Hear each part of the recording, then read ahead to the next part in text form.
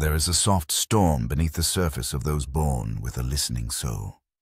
The kind of soul that does not merely hear sound, but intuits vibration, not merely sees people, but perceives their invisible wounds as if they were etched in ash upon the skin. These are the soul watchers, the shadow tenders, those who walk through this life not behind their eyes, but behind the eyes of others, momentarily inhabiting the aching caverns where others dare not go. They do not choose this sensitivity, they inherit it like a family relic, or perhaps like an old myth passed down by ancestors who could not cry. But sensitivity, when not held within the container of selfhood, becomes a kind of inner trespassing, a slow erosion of one's psychic borders until the distinction between self and other becomes murky, blurred, and eventually non-existent. Before we begin, take a moment to like and subscribe. The more you engage and stay with the content, the more YouTube shares these timeless insights with others.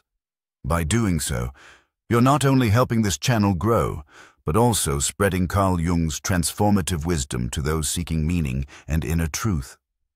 Let's dive into the depth of the psyche together. It begins, often, in childhood. A glance not meant for you lands like a wound. A silence in the house screams louder than thunder. A parent's anxiety wraps around your spine like ivy until you no longer stand straight. Somewhere, unconsciously, you make a vow, I will feel everything so they don't have to. And this vow, invisible and ancient, becomes the architecture of your emotional life. But the soul is not meant to be an open conduit for all that flows around it. There are thresholds in the psyche, places where the self must be guarded with ritual, intention, and clarity. Without them, the world leaks in. You dream other people's dreams. You carry their ghosts in your chest. You wake up weeping for lives you never lived. There was once a woman who told me a story that still echoes in my bones. She was a nurse, gentle and tireless, beloved by her patients. She said that sometimes, when she closed her eyes at night, she would see faces that were not hers, eyes wide with terror, mouths mid-scream. She thought she was cursed, but no, she was simply unboundaried. She had become the chalice for the pain of others, and in her devotion to healing, she had forgotten to keep even a sip of herself. This is the cost of unchecked empathy. It becomes a form of psychic codependency where you are not just with the other, but consumed by them. It is not just that you feel too much, it is that you lose the sacred capacity to know what is yours. And this confusion is not benign. It invites in archetypal forces that do not play gently. In dreams and myths, the boundaryless one is often visited by shapeshifters, by wolves in grandmother's clothing, by serpents whispering truths in the night. These are not demons in the religious sense, they are personifications of the soul's cry for sovereignty. They come to remind you that your vessel is holy, and it must not be overrun. But to draw boundaries as a deeply feeling person is an act that feels like betrayal. How do you say no to a sadness that looks like your mother? How do you shield yourself from a pain that echoes your father's silence? How do you disentangle compassion from compulsion? To do so, you must become intimate with the shadow, not just the collective's, but your own. Because much of what we absorb is not accidental resonance, it is unconscious magnetism. The archetypes we carry internally act like tuning forks. If you carry the martyr, you will attract the wounded. If you carry the abandoned child, you will draw in the abandoning. If you carry the unmothered mother, you will become the eternal caregiver. Even when your own bones are breaking, you must go inward. Then, not to escape the world, but to sort what has entered you. This is not selfishness. This is soul hygiene. It is the ritual sorting of borrowed griefs and inherited longings. It is the slow, holy act of self-return. I remember a time when I believed that to be good meant to be available, that love required absorption, That presence was proven by suffering. But then came the unraveling. I began to feel exhausted, not just in body, but in essence, as if I were dissolving into the air around me. It was then I saw it, a dream image that would become my teacher. I stood in a mirrorless room, surrounded by cloaked figures, none of whom had faces, and as I called out for help, I realized they were mouthing, "Your face is ours now." I woke shaking. The soul sends warnings, but we call them dreams. The body sends warnings, but we call it fatigue. The psyche sends warnings, but we call it personality. We do not realize we are being hollowed until it is almost too late. But it is never too late to draw the circle. To speak the sacred word that ends possession, no. To declare, not with cruelty, but with conviction, "This is not mine." This, too, is shadow work, for it forces us to confront the part of us that wants to be consumed, that feels safest in sacrifice, that craves identity through pain. To withdraw from this pact is to walk a lonely path at first. People may call you distant. They may guilt you with their unspoken need. But you must remember, a boundary is not a wall. It is a threshold, a place where you meet the world not by dissolving, but by standing in your full shape, whole, aware, sovereign. If you find yourself often asking, "Why do I feel so much?" know that the question beneath it is more ancient. Who am I beneath all that I carry? And the answer, like the soul, is not given in words, but revealed in ritual, in the slow, committed act of reclaiming your psychic territory. This is individuation, not the sterilization of empathy, but the sanctification of it. When you are whole, your sensitivity becomes luminous instead of leaky. You no longer absorb, you illuminate. You no longer possess or are possessed. You become a clear mirror, reflecting, not absorbing, witnessing, not wearing, loving, not leaking. And so, dear soul, if you find yourself tired from carrying too many ghosts, know that you are not broken. You are simply called to the deeper work, not the work of endless healing, but of sacred containment, of archetypal clarity, of being a vessel for your own sacred water first. Let us end here, not in silence, but in invocation. Close your eyes and imagine a number not from your mind, but from your inner wilderness. A number that holds the weight of what you've just felt. A number that whispers of transformation, of sacred fire, of soul reclamation. Let it rise from the roots of your being, from that mythic place where your ancestors still dance in dream time. When you feel it, not think it. Feel it, type it in the comments below. Not as a reply, but as a ritual, as a symbol, as a sacred echo to the unseen choir of others walking this same path. Let your number be a sigil, a psychic stone cast into the collective well. Let us count together, not in digits alone, but in devotion. For too often we wrap our self-worth in the suffering of others. We define ourselves by how much we can feel, rather than by how deeply we can root. The empath is not born, they are shaped. Often in homes where emotion was currency, where being hyper-attuned was necessary for survival, the child who could sense their parents' unspoken rage or sorrow learned to survive not by feeling themselves, but by becoming the emotional barometer of the room. And in doing so, they fused empathy with identity.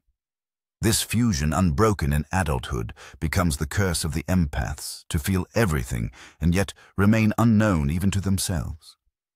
And so, if you find yourself constantly overwhelmed, carrying grief that does not align with your story, ask yourself, who am I being for others that I have never dared to be for myself? Do not rush to cleanse. Do not rush to meditate away the feeling. Instead, become curious. Who does this emotion serve? What archetype have I become? What secret agreement have I made with the unconscious of this person, this room, this lineage? There is no liberation without inquiry. There is no clarity without shadow work. The empath who does not meet their own darkness will become a vessel for the world's chaos. The empath who does not claim their own rage will absorb the rage of others. The empath who does not grieve their own past will weep for strangers in dreams they do not understand. And so, I ask you, are you carrying what is not yours because you love or because you do not yet know who you are without it? If you are to be free from the haunting flood of foreign emotions, you must return to the source, the wound that taught you to make yourself available to psychic invasion. Most often, this wound is ancient. It belongs not only to your childhood but to your ancestry, your soul lineage, your archetypal inheritance. You see, there are emotions that do not begin in the now. They echo from generations past. Grief, unwept; rage, unspoken; joy, uncelebrated. If your great-grandmother carried shame and silence, and your grandfather drank to drown terror, and your mother smiled through quiet agony, then you, the empathic inheritor, will carry the ache of their unlived truth. This is ancestral possession masquerading as empathy. The modern empathic soul is often the unconscious container for what the family system refused to digest. Not because they are chosen, but because they are open. Open psychically, open emotionally, open energetically. But this openness without wisdom leads to soul leakage. You cry tears you never earned. You hold guilt you never caused. You feel terror in your bones that does not fit your life, and so you assume it must be your weakness. But it is not your flaw. It is your assignment. Not to carry it, but to recognize it. Name it and transmute it. Transmutation is not the act of absorbing emotion. It is the act of seeing it for what it is: pattern, energy, trauma, archetype, without making it your identity. You must learn to feel without fusing. This is why dream work becomes essential. Dreams are the theater of the unconscious, where your soul speaks in the symbolic language of archetypes. When you dream of drowning, of shadows chasing you, of nameless children crying, you are witnessing the movements of the psychic field, yours and the collective's. You must learn to ask, whose fear is this? Whose child is crying in my dream? What unspoken memory is visiting me in symbols? You see, when we do not process these energies consciously, they remain lodged in the body and psyche, manifesting as anxiety, depression, psychosomatic pain. The body becomes the last messenger of what the soul cannot contain. In the depths of your unconscious lies a feminine figure, the anima, or a masculine one, the animus. Depending on your psychic constitution, they are the bridge to your inner world, the gatekeepers of your emotional life. But if you have not yet made them conscious, they too become projected onto partners, mentors, idols, or even strangers on the street. This projection is another cause of emotional possession. Let me be clear. When your anima is unconscious, you may fall in love with sadness that is not yours. You may chase lovers who suffer deeply and wonder why their pain feels like your responsibility. But in truth, you are not loving them. You are chasing your own unloved inner feminine, the part of you that feels too much, weeps in silence, yearns to be held. And the same is true for the animus. You may find yourself obsessed with anger, power, control, because your unconscious masculine is still lost in the battlefield of your soul, and so the emotions of others stick to you. Not because you are compassionate, but because you are fragmented. Individuation demands integration. You must bring home the anima, not search for her in the brokenness of others.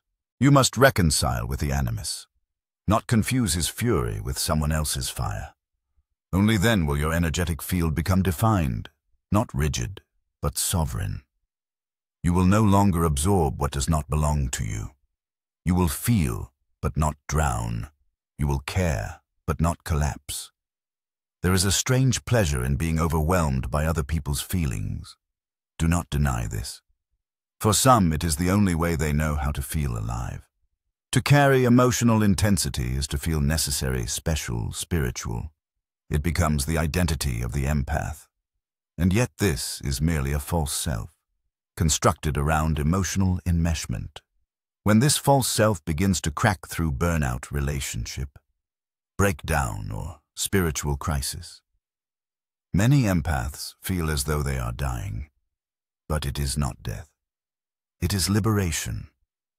You were never meant to be a container for other people's unprocessed pain. You were meant to become a vessel of conscious compassion, not the kind that absorbs, but the kind that witnesses. Not the kind that saves, but the kind that awakens. When Christ spoke of carrying the burdens of others, he did not mean psychic fusion. He meant conscious choice. He meant walking beside, not walking inside. This is the difference between Christ consciousness and codependent spirituality. You must ask yourself, what do I fear will happen if I stop absorbing their feelings? Will they fall apart? Will they leave? Will I become useless? Will I feel empty? And if you feel empty, then you must meet the truth. Your identity was built on possession. This is a painful truth, but a freeing one. The psyche seeks wholeness, not performance. You cannot serve others by drowning in their despair. That is not love. That is fusion. And fusion is the enemy of individuation. You are not here to become a psychic trash bin for the unconscious. You are here to become a container for truth. A boundary is not a wall. It is a mirror. It says, I see you, but I do not become you. The empath without boundaries is like a mirror that absorbs instead of reflects. Eventually it shatters.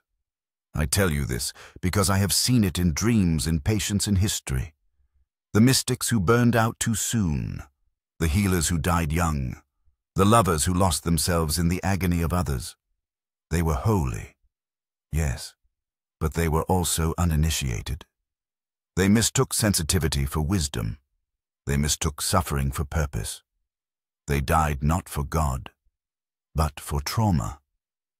This must end with you. You who are reading this with trembling recognition, you are not weak for feeling too much. You are simply untaught in the psychic hygiene of the soul. And so your work begins, to name, to discern, to unravel the tapestry of feelings that have bound you, and to weave a new cloth once stitched with your own colors, your own symbols, your own knowing. The individuation process is not a straight path. It is a spiral. You will revisit the same emotional themes, but from higher ground. Each time you will reclaim a little more of yourself. Each time you will shed one more projection. Each time the emotions you carry will become more precise, more authentic, more yours. And one day, yes, one day, you will walk into a room filled with pain and you will not absorb it. You will see it. You will name it. You will stand as a sovereign witness. And in that moment, you will know, I am no longer possessed. I am present. Here is a moment in every awakening when the soul must admit a brutal truth. What I thought was love was fear wearing a holy mask. This is especially true for the person who identifies as an empath. So often the one who feels too much is not just sensitive, but scared. Scared of rejection, abandonment, separation. Scared to be seen as unkind.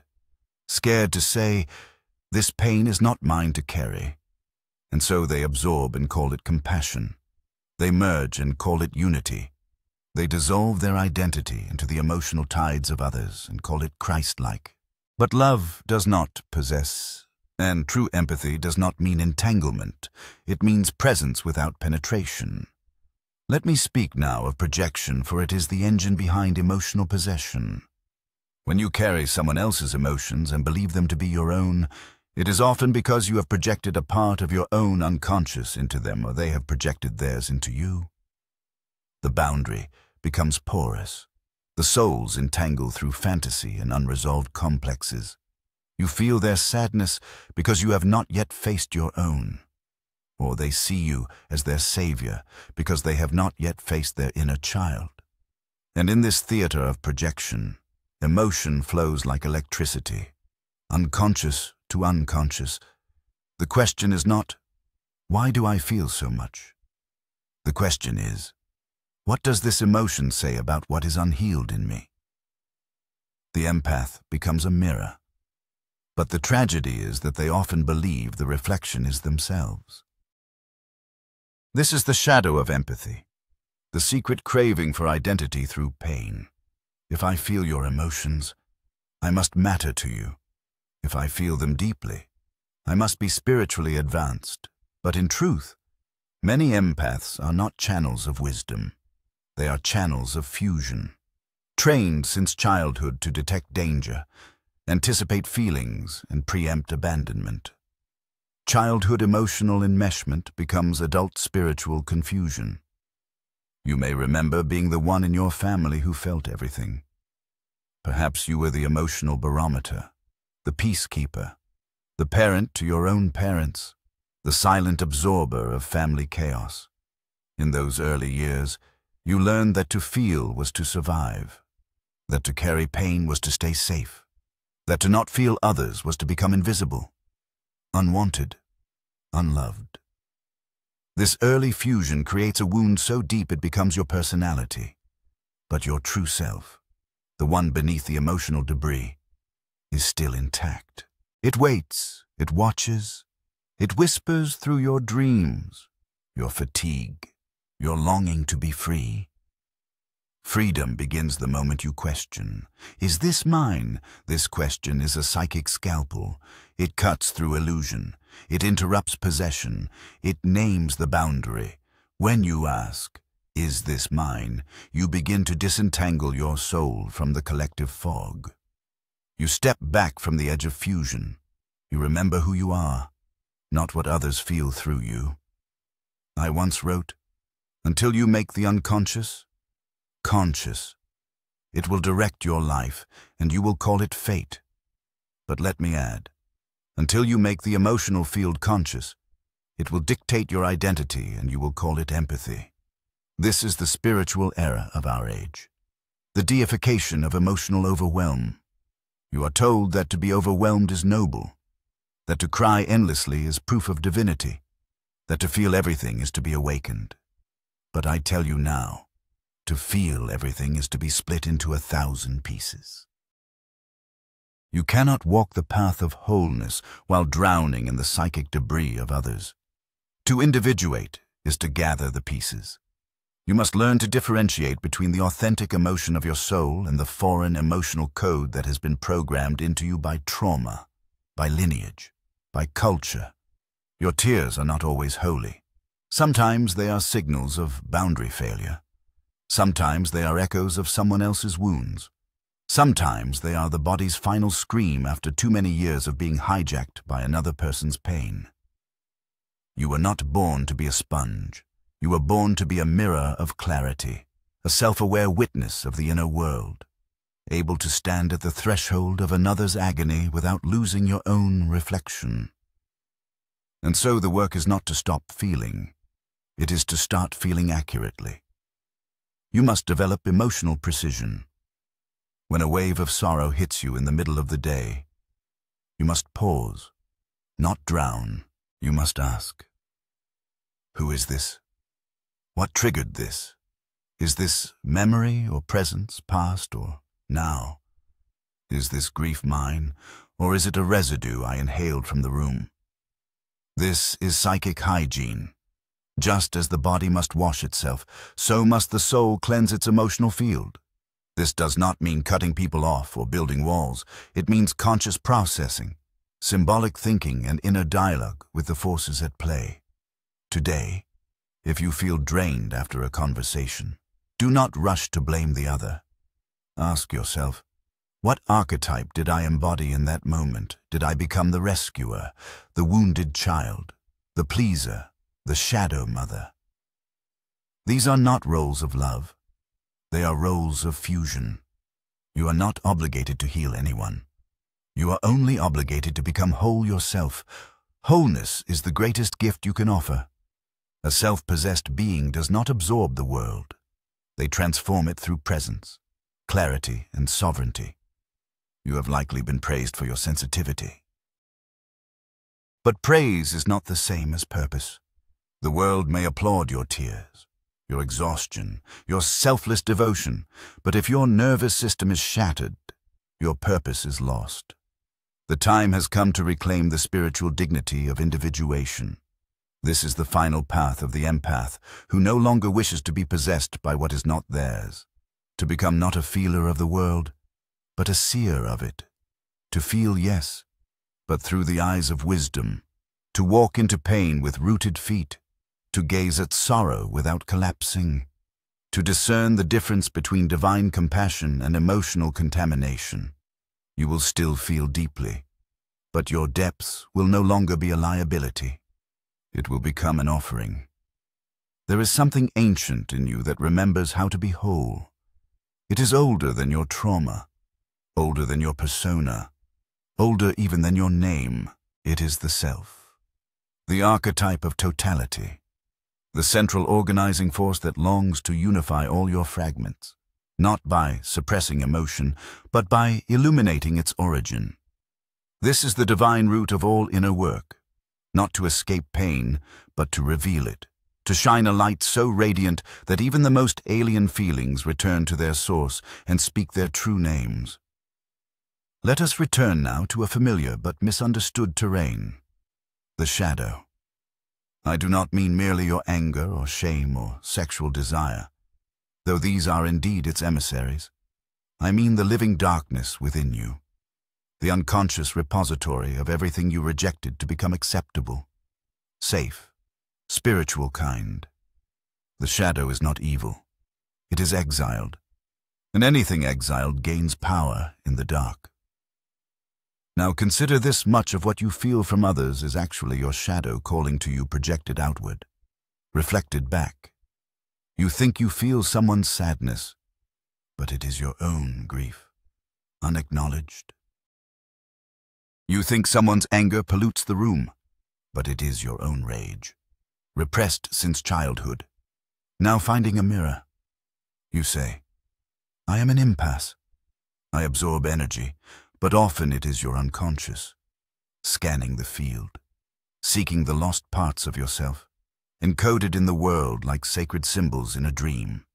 In truth, you are not absorbing, you are remembering. Each emotion you pick up might be a symbolic messenger, an echo of something unintegrated yearning to come home. The mistake is to take the emotion literally, to believe it belongs to another. The healing begins when you translate it symbolically. Ask what part of you it awakens, what wound it sings, to what dream it reactivates. Emotion is never just about the moment. It is a portal. Every time you are overwhelmed by someone else's feeling, ask yourself, what is this trying to show me about my own psychic field? To walk the path of Jungian individuation is to become fluent in your own emotional mythology. This is not an intellectual practice, it is a mystical one. You begin to dream differently. You begin to feel symbols move through your body like rivers of forgotten meaning. You no longer say, this is anxiety. You say, this is the archetype of the orphan awakening in my chest. You no longer say, I'm just tired after seeing that person. You say, my soul encountered a wound that mirrors mine, and I must now return to myself and integrate it with reverence. Integration is not about fixing, it is about inviting. You must invite your own shadow to the table. You must offer hospitality to every part of you that was once too much, too emotional, too intense, too chaotic. Until you do, you will continue to attract those very qualities in others and mistake them as invaders rather than reflections. Correction always seeks resolution. When you carry what is not yours, it is because you have not yet made peace with what is. You see, The empath is often addicted to pain, not because they enjoy suffering, but because suffering gives them a false sense of identity.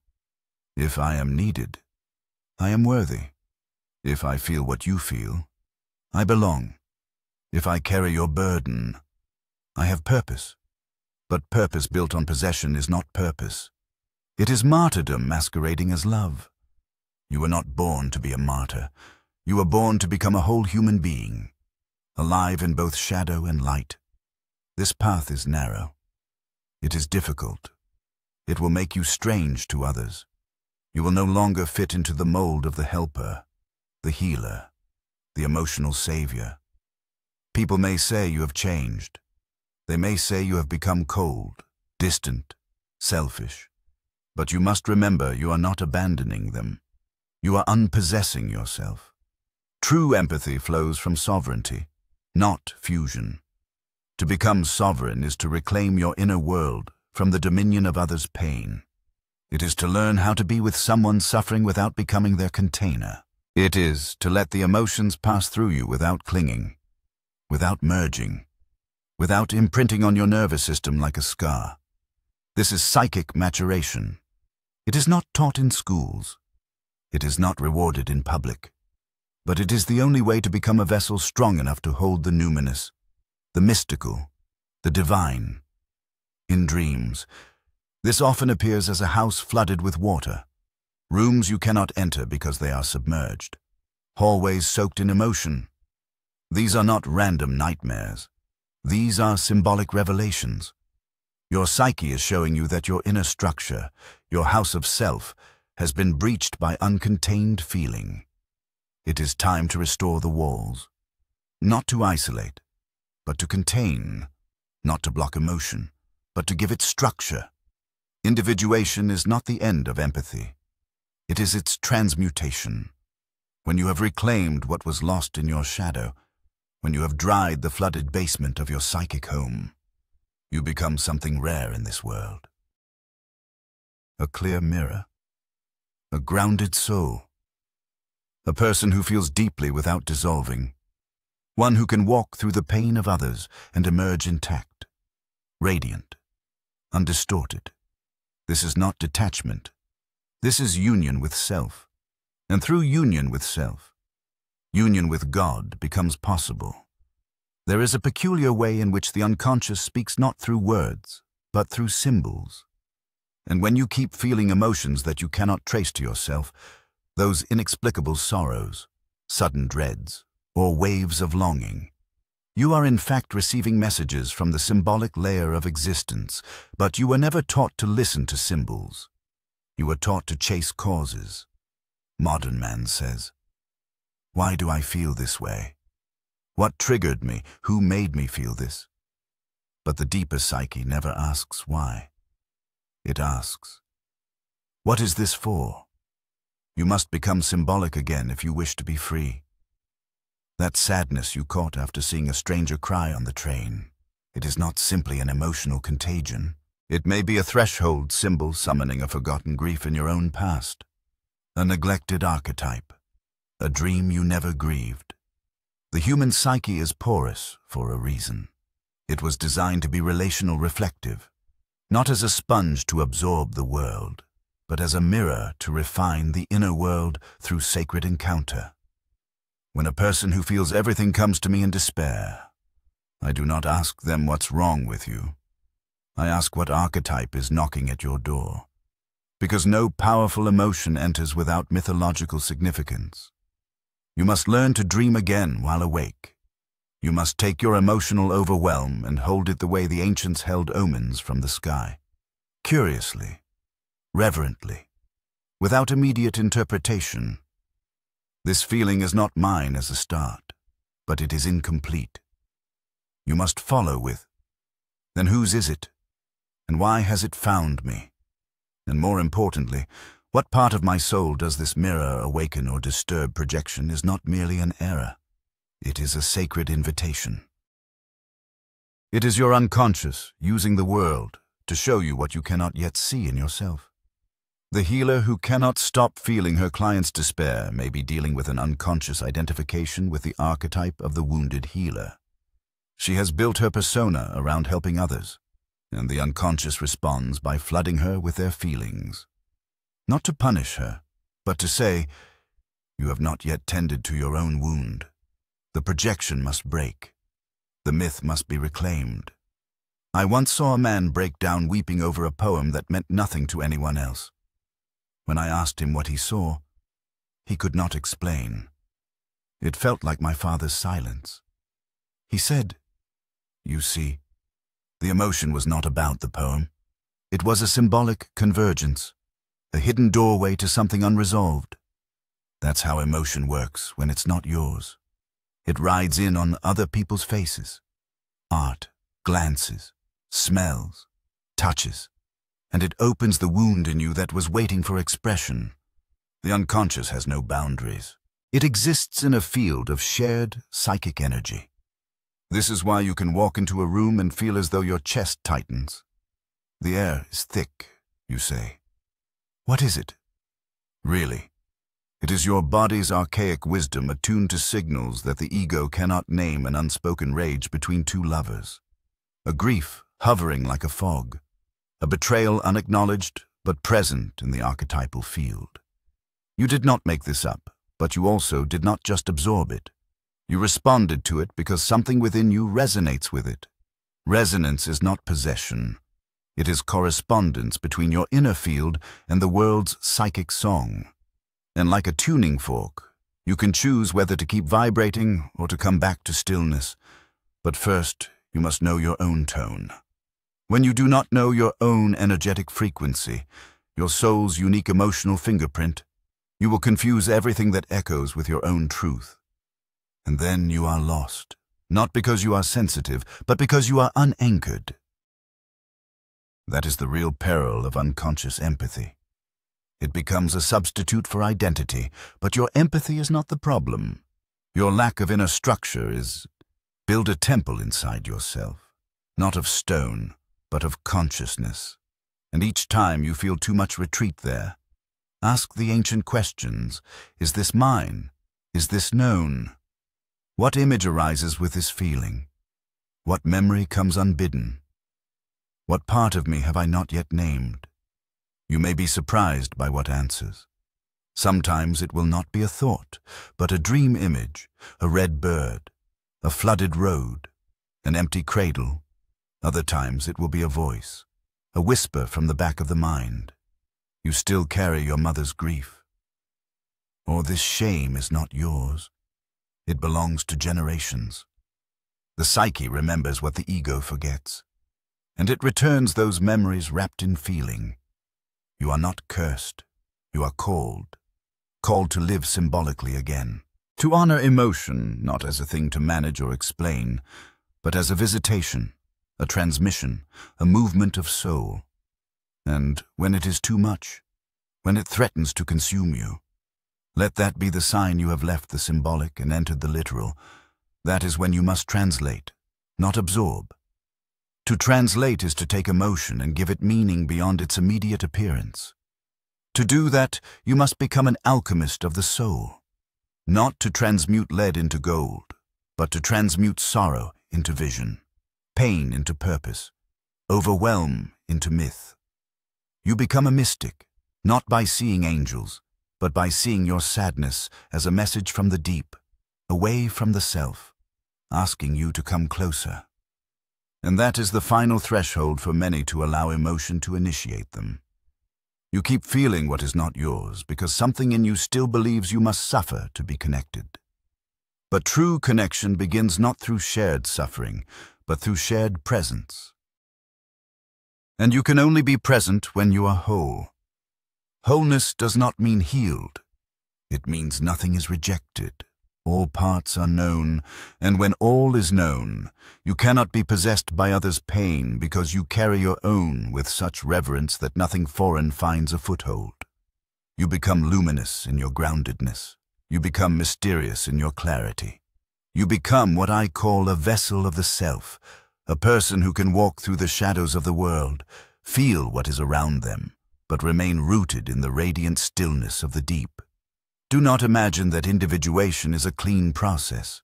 It is a series of breakdowns, each one tearing away a false identity. When you feel emotions that are not yours, they often belong to a version of you that was never allowed to speak. The child who repressed rage to keep love. The adolescent who disowned desire to keep order. These fragments live on, projecting themselves into others like ghosts asking to be named. It is not that you absorb the emotions of others. It is that you have not yet integrated the ones within yourself. So when you encounter someone's sorrow, it resonates with your own buried sadness. Their grief does not invade you. It activates you. It calls to the grief that was never given language, never held in safety. And in that call you may mistake their pain for your own because you never truly knew your own. The unconscious does not distinguish sharply between mine and yours. That is the ego's job. But when the ego is underdeveloped or too tightly controlled by the persona, it cannot filter the messages of the deeper world. Then we become overwhelmed, not because the world is too loud, but because we are too poor, too unanchored, too unfamiliar with our own shadow. What you have not accepted in yourself, you will either fight in others or feel overwhelmed by in others. A person who has not owned their anger will find themselves exhausted in the presence of someone. Angry, not because that person is draining them, but because their psyche is screaming. This is the part you buried. You are not being attacked. You are being summoned. You feel what's not yours when your soul is attempting to show you what you still reject. This is why I say do not rush to protect yourself from emotional energy. First examine it. What if it is not a threat, but a teacher? Yes, energetic boundaries are important, but too many seek boundaries as a form of escape. That is not wholeness. That is avoidance dressed as mysticism. The true boundary is not a war. It is a soul structure built through the slow and painful process of owning all your parts. The moment you accept your own anger, other people's anger no longer consumes you. The moment you face your own helplessness, other people's despair does not drown you. Why? Because the self has made a home for these emotions, a container. And what is contained does not leak. What is held with awareness does not possess. The emotionally porous person is not gifted by default. They are unfinished. Yes, sensitivity is a gift, but not before it is refined. Raw sensitivity is a wound. Honed sensitivity is a blade of insight. So the question is not, why do I feel so much? The question is, how much of what I feel have I understood, digested and integrated into symbolic consciousness? The difference between a suffering empath and a mature mystic is integration. The mystic does not merely feel. The mystic knows what the feeling means. The mystic interprets, decodes, transfigures emotion. They no longer say, I feel overwhelmed. They say the archetype of the mother is speaking, or my inner child's longing has awakened, or this sadness is ancestral. It is not a curse, but a thread I must trace. Do you see, to suffer less, you must speak the language of your own soul. That language is not diagnostic. It is not I have anxiety or I am codependent. These are flat categories. The soul does not speak in diagnosis. It speaks in myth, in symbol, in ritual. So instead of, I'm anxious, try, there is a serpent coiled in my chest. It moves when I deny truth. That is how the unconscious speaks, and when you speak back in its language, it no longer needs to scream. Every unintegrated part of you becomes louder until you turn and bow to it. Some of you feel sadness in a crowd because the archetype of the orphan lives strong in your unconscious. Others feel rage and stillness because the warrior archetype has been chained too long. These feelings are not interruptions. They are your inner pantheon rising like ancient gods in a temple long forgotten. When they appear, Do not rush to cleanse them away with incense and light. Instead, invite them to speak. Ask, who are you? What do you want? What have I forgotten? Sometimes the emotion that is not yours is in fact your truest voice wearing the mask of someone else just to get through the gates of your resistance. And this is why relationships become crucibles. They are not meant to make us happy. They are meant to make us whole. Every time you feel overwhelmed by someone else's feelings, ask yourself, what contract have I made with them in my unconscious? What role do they fulfill in my inner mythology? Perhaps they are your shadow. Perhaps your anima. Perhaps they carry the voice of a parent you have not yet confronted. Perhaps they are a vessel for your own unlived life. Do not dismiss their emotions as theirs. Study them. Translate them. Let them reflect something in you. But then, and this is important, you must come back to yourself. You must not drown in their ocean. You must learn to stand on your own symbolic shore, offering your presence not as a sponge but as a mirror, a chalice, a witness. That is what healing truly is. Not fixing others, not absorbing them, but standing fully as yourself in their presence and letting the self in you meet the self in them. This is sacred mirroring. This is the art of emotional transmutation. You no longer say, "Why do I feel this?" You say, "What wants to be revealed?" You no longer ask, "How do I stop feeling this?" You ask, "How do I make meaning from this visitation?"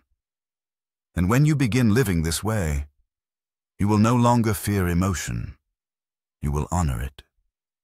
You will not say, "I am too much." You will say, "I am a vessel for myth." You will not say, "I feel what's not mine." You will say, "The world speaks through me, and I choose what I carry." You will no longer be a victim of emotional tides. You will become their interpreter, their alchemist, their mystic. Now I must tell you a secret. But only those with ears to hear will understand the emotion you most resist is the doorway to your individuation. It is no accident that certain energies, fear, shame, lust, sorrow, seem to leak into your being through others. The reason is not merely that you are sensitive, nor that they are toxic. It is that your unconscious is orchestrating a perfect alchemy. Life surrounds you with what you most need to confront in yourself, but are too frightened to seek directly. So the soul chooses mirrors, not for flattery, but for revelation. That co-worker whose despair burdens you, perhaps she carries the sadness you were not allowed to express as a child. That friend whose anxiety agitates you, perhaps his panic echoes the terror your inner child had to suppress in silence. That stranger whose energy feels invasive. Perhaps he awakens your own, denied hunger for attention-touch presence. These encounters are not curses, they are catalysts. But beware. Projection becomes possession when you do not differentiate. To individuate is to hold paradox without collapse. It is to say, yes, I feel this, but no, it is not all mine. It is to feel deeply without fusing, to see clearly without rejecting. This is the sacred task of consciousness, to be a vessel, not a vacuum. You see, emotion is not only psychological, it is archetypal. Each feeling is a visitation from a deeper field, a stirring in the collective sea when you feel emotions that aren't yours. Sometimes they are not personal at all. They are transpersonal. They are echoes from the collective unconscious moving through your vessel because you are the one prepared to interpret them.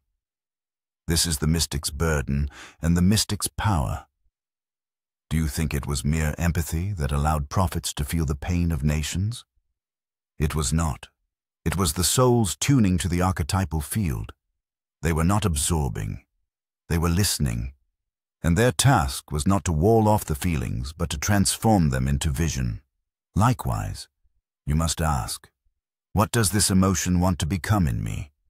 a poet, a prayer, a cry, a confrontation, a change. That is your responsibility, not to stop feeling, but to stop drowning in what you have not yet symbolized. Symbol is salvation. When you name the dragon, it loses its power to devour. When you shape the pain into image, art, word, or movement, it becomes manageable, meaningful part of your myth.